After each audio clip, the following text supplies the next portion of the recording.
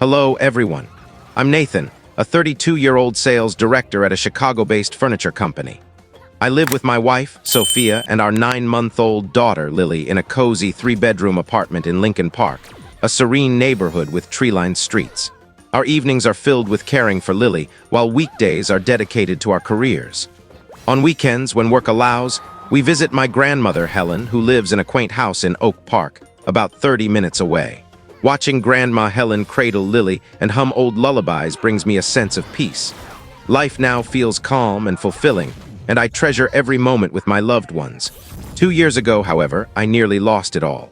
That critical moment not only threatened my life, but also exposed the true nature of my family. It severed the bond between me, my parents, and my sister, Lauren, leaving us as strangers despite our shared blood. Through it all, I learned that family isn't defined by genetics, but by those who stand by you in your darkest hours. In May 2023, just 3 months after Sophia and I married, a life-altering event unfolded. We were still basking in the glow of our wedding, a small ceremony in a chapel outside Chicago, dreaming of a future with children. Sophia would talk about decorating a nursery, and I pictured teaching our kids to ride bikes in Lincoln Park. We even started saving for their future college funds. But one Saturday, as we watched a movie on the couch, a searing pain shot through my head. I cried out, convulsing uncontrollably. Sophia's terrified face was the last thing I saw before everything went black. When I woke, the hospital's harsh light stung my eyes. My head throbbed as if being pounded from within. I was in a hospital room surrounded by medical equipment. Sophia sat beside me, her eyes red from crying. She grabbed my hand, whispering my name in a trembling voice. "Nathan, you're awake." "Thank God." When I pressed her for answers, she hesitated, then broke down. "Nathan, you have aggressive brain cancer," she said, her voice choked with emotion. Those words made the world spin. Brain cancer at 30, it felt impossible. My life with Sophia, my dreams, and the family we planned were suddenly at risk. Lying in the intensive care unit, I cried like a child, terrified of leaving Sophia alone and never fulfilling my aspirations. The thought of facing death so young was overwhelming. As I grappled with despair, Dr. Thompson, a doctor in his early 50s, entered with a stack of medical charts. After checking my monitors, he spoke calmly. "Nathan, there's hope. If you join our experimental treatment program, you could survive." A spark of hope flickered, but he continued. "The first round costs $350,000, and since it's experimental, insurance won't cover it." Sophia's voice shook as she asked, "What if we can't afford it?" Dr. Thompson paused, then said, "We'd provide palliative care to keep Nathan comfortable, but he'd have 3 months at most." 3 months. The words hit like a tidal wave. Knowing when death might come was more terrifying than death itself. The room fell silent except for Sophia's soft sobs and the beeping monitors. That $350,000 became the price of my survival, a daunting figure.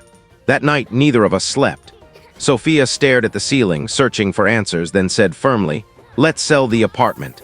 We've saved $150,000, and the apartment could fetch $500,000. That's enough for your treatment." I shook my head, silent. Selling our home would leave Sophia with nothing but debt and memories. As I lay awake, selfish thoughts crept in. Maybe the money would secure her future without me. At midnight, Sophia woke suddenly, sensing my turmoil. "What's wrong?" she asked. I hesitated, then whispered, "I don't want the treatment." Her eyes widened in panic. "If you give up, I'll die before you," she cried. Her pain broke me. I realized love meant fighting, even against slim odds. "Okay," I whispered. "I'll do it. We'll face this together." The next morning, Dr. Thompson warned us to return immediately if I experienced seizures, nausea, or severe headaches. Time was critical. Back at our apartment, we scrambled to raise the $350,000. I called my best friend, Ethan, a real estate agent. After I explained everything, he said firmly, "Don't worry, Nathan. I'll handle the apartment sale, no commission." His generosity warmed my heart. Then he stunned me by transferring $50,000, an interest-free loan, repayable when I recovered. "Aren't you worried I might not make it?" I asked. Ethan replied, "I trust you and Sophia. You're the best man I know." His words showed me the depth of true friendship. Sophia called her parents in Milwaukee, who cried upon hearing the news. Her younger sister, Chloe, just starting her career, offered her entire $15,000 savings. Sophia's parents pledged $100,000. Their selflessness moved us to tears. After tallying our funds, we had $315,000, still $35,000 short. I thought of my parents who had recently sold land for $320,000. Surely they'd help. "Let's go to my parents," I told Sophia. She nodded, and we drove to their house, unaware of the heartbreak awaiting us. We arrived at 5 p.m. My sister Lauren's car was parked outside, signaling the whole family was home. Sophia squeezed my hand as we entered. My relationship with my parents had always been strained, but we needed their help. After brief greetings, I explained my seizure, diagnosis, and the 3-month prognosis without treatment. My parents, Linda and Robert, sat on the couch, watching TV, while Lauren typed on her laptop. My dad spoke first, his tone harsh. "I warned you to take better care of yourself." His words stung. My mom added coldly, "Medicine's advanced, you'll be fine, be strong." "You're not a kid." Lauren glanced up and said, "You've got 3 months, make the most of it." Their indifference shattered me. I stood to leave, but Sophia whispered, "We need them." Swallowing my pride, I faced my dad. "I need $35,000 for treatment. Can you help?" Their faces hardened. After a tense silence, my dad said, "We don't have it." Shocked, I replied, "Didn't you sell the land for $320,000? My mom snapped. "That's for Lauren's house. The deposit's made and the rest is due soon." The betrayal hit hard. Lauren, the favored child, came first, even as I faced death. Sophia pleaded, "Just lend it for a week, we'll repay it." My dad shook his head. Desperate, I offered to pay interest. He replied coldly, "If you die, who'll repay me?" Furious, I shouted, "I'm your son." He responded, "I don't invest in someone who's dying." Lauren added, "Sell your apartment and use it as collateral for my $35,000 loan." Our $500,000 home for a mere $35,000. Sophia pulled me up. "We're leaving," she said, then turned to them. "You'll regret what you did to Nathan." A blinding headache hit me, and Sophia rushed me to the hospital. That night, I lay awake, questioning why my family treated me this way. Growing up, Lauren got new toys while I had hand-me-downs. She attended private school with extracurriculars, while I went to public school with none. Her birthdays were extravagant, mine were quiet. In college, my parents paid her way while I worked multiple jobs. I built my life through hard work while Lauren received endless support. Even when I helped them, $2,000 for Lauren's unemployment, $3,000 for their roof, $5,000 for Dad's car, $1,000 for Mom's hospital bills. They chose her over me even now.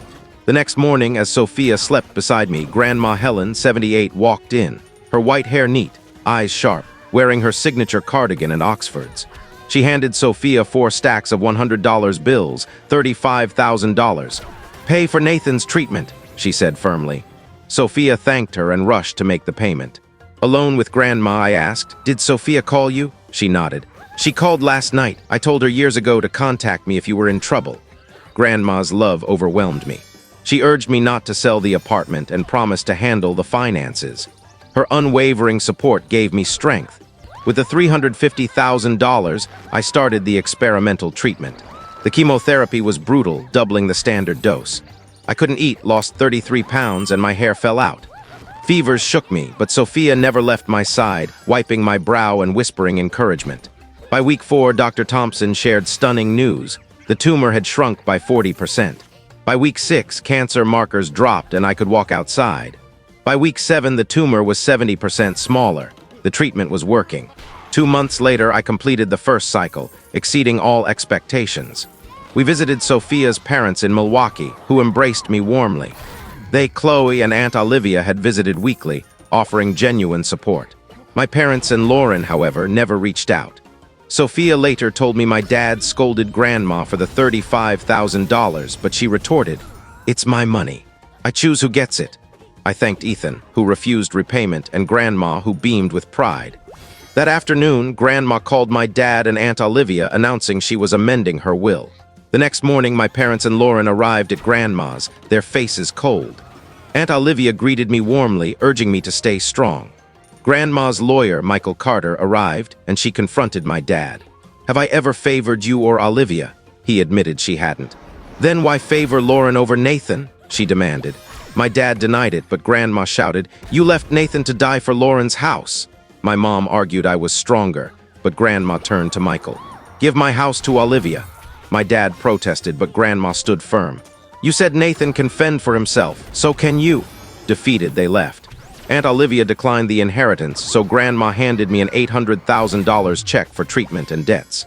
Stunned, we accepted. That evening, we dined with Aunt Olivia's family, feeling the warmth of true family. I repaid Ethan, Sophia's parents, and Chloe, who all refused interest, proving family is about love, not blood.